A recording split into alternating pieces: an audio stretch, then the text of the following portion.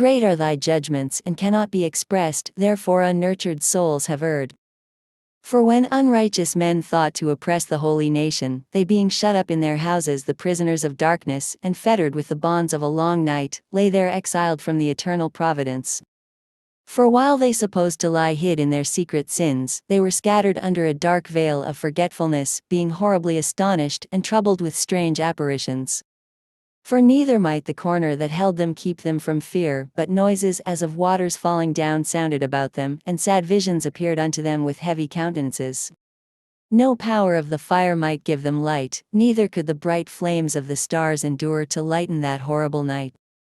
Only there appeared unto them a fire kindled of itself, very dreadful, for being much terrified, they thought the things which they saw to be worse than the sight they saw not. As for the illusions of art magic, they were put down, and their vaunting in wisdom was reproved with disgrace. For they that promised to drive away terrors and troubles from a sick soul, were sick themselves of fear, worthy to be laughed at. For though no terrible thing did fear them, yet being scared with beasts that passed by and hissing of serpents, they died for fear, denying that they saw the air, which could of no side be avoided. For wickedness, condemned by her own witness, is very timorous, and being pressed with conscience, always forecasteth grievous things. For fear is nothing else, but a betraying of the succors which reason offereth. And the expectation from within, being less, counteth the ignorance more than the cause which bringeth the torment.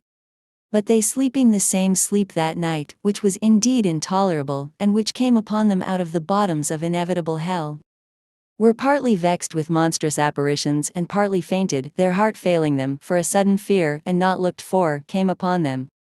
So then whosoever there fell down was straitly kept, shut up in a prison without iron bars. For whether he were husbandman, or shepherd, or a laborer in the field, he was overtaken, and endured that necessity which could not be avoided, for they were all bound with one chain of darkness.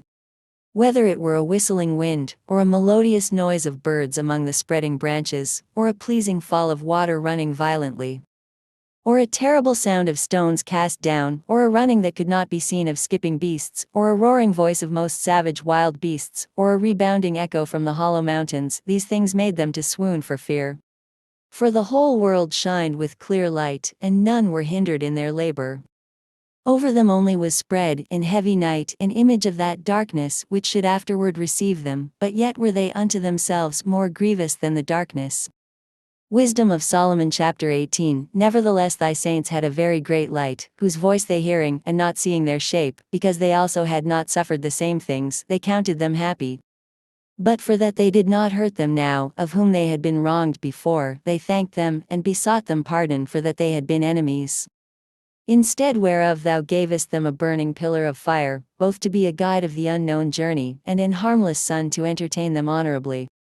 For they were worthy to be deprived of light, and imprisoned in darkness, who had kept thy sons shut up, by whom the uncorrupt light of the law was to be given unto the world. And when they had determined to slay the babes of the saints, one child being cast forth, and saved, to reprove them, thou tookest away the multitude of their children, and destroyedst them altogether in a mighty water. Of that night were our fathers certified afore, that assuredly knowing unto what oaths they had given credence, they might afterwards be of good cheer. So of thy people was accepted both the salvation of the righteous, and destruction of the enemies. For wherewith thou didst punish our adversaries, by the same thou didst glorify us, whom thou hadst called. For the righteous children of good men did sacrifice secretly, and with one consent made a holy law, that the saints should be like partakers of the same, good and evil, the fathers now singing out the songs of praise.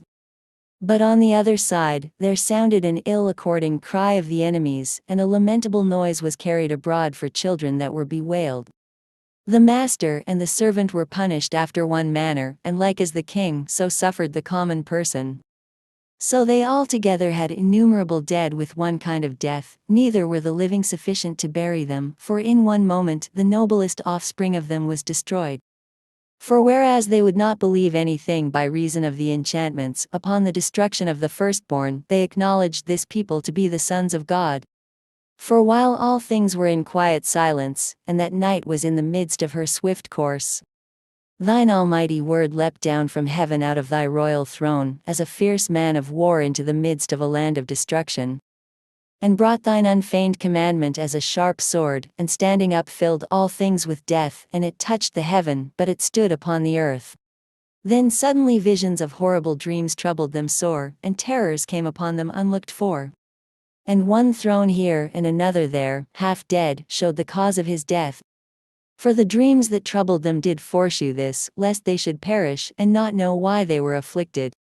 Yea, the tasting of death touched the righteous also, and there was a destruction of the multitude in the wilderness, but the wrath endured not long.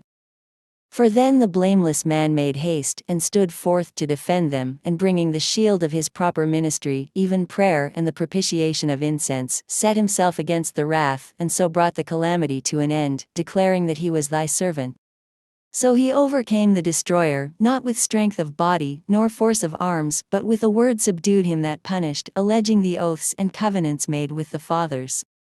For when the dead were now fallen down by heaps one upon another, standing between, he stayed the wrath, and parted the way to the living. For in the long garment was the whole world, and in the 4 rows of the stones was the glory of the fathers graven, and thy majesty upon the diadem of his head. Unto these the destroyer gave place, and was afraid of them, for it was enough that they only tasted of the wrath. Wisdom of Solomon chapter 19. As for the ungodly, wrath came upon them without mercy unto the end, for he knew before what they would do. How that having given them leave to depart, and sent them hastily away, they would repent and pursue them. For whilst they were yet mourning, and making lamentation at the graves of the dead, they added another foolish device, and pursued them as fugitives, whom they had entreated to be gone. For the destiny, whereof they were worthy, drew them unto this end, and made them forget the things that had already happened, that they might fulfill the punishment which was wanting to their torments. And that thy people might pass a wonderful way, but they might find a strange death. For the whole creature in his proper kind was fashioned again anew, serving the peculiar commandments that were given unto them, that thy children might be kept without hurt. As namely, a cloud shadowing the camp, and where water stood before, dry land appeared, and out of the Red Sea a way without impediment, and out of the violent stream a green field. Where true all the people went that were defended with thy hand, seeing thy marvelous strange wonders. For they went at large like horses, and leapt like lambs, praising thee, O Lord, who hadst delivered them. For they were yet mindful of the things that were done while they sojourned in the strange land, how the ground brought forth flies instead of cattle, and how the river cast up a multitude of frogs instead of fishes. But afterwards they saw a new generation of fowls, when, being led with their appetite, they asked delicate meats. For quails came up unto them from the sea for their contentment. And punishments came upon the sinners not without former signs by the force of thunders, for they suffered justly according to their own wickedness, insomuch as they used a more hard and hateful behavior toward strangers. For the Sodomites did not receive those, whom they knew not when they came, but these brought friends into bondage that had well deserved of them. And not only so, but peradventure some respect shall be had of those, because they used strangers not friendly. But these very grievously afflicted them, whom they had received with feastings, and were already made partakers of the same laws with them. Therefore even with blindness were these stricken, as those were at the doors of the righteous man, when, being compassed about with horrible great darkness, every one sought the passage of his own doors. For the elements were changed in themselves by a kind of harmony, like as in a psaltery notes change the name of the tune, and yet are always sounds, which may well be perceived by the sight of the things that have been done. For earthly things were turned into watery, and the things that before swam in the water now went upon the ground. The fire had power in the water, forgetting his own virtue, and the water forgat his own quenching nature. On the other side, the flames wasted not the flesh of the corruptible living things, though they walked therein, neither melted they the icy kind of heavenly meat that was of nature, apt to melt. For in all things, O Lord, thou didst magnify thy people, and glorify them, neither didst thou lightly regard them, but didst assist them in every time and place.